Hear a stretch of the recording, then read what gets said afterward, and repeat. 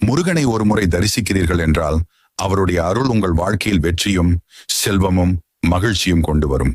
முருகன் ஒரு போர் தேவன் மட்டுமல்ல, அவர் அருள் பெற்றவனுக்கு எந்த இடையூறும் தடையாக வராது.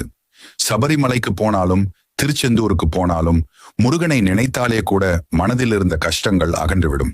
வாழ்க்கையில் சில சமயம் நம்மால் எதையும் செய்ய முடியாத மாதிரி தோன்றும். அப்போதே முருகனை தியானிக்கவும், ஓம் சரவணபவ என்று சொல்லவும்.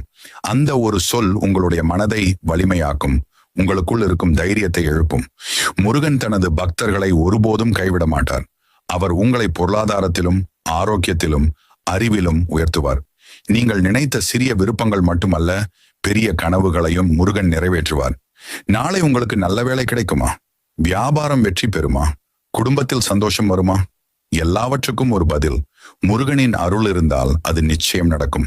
அதனால் இன்று முருகனை தரிசித்து அவரிடம்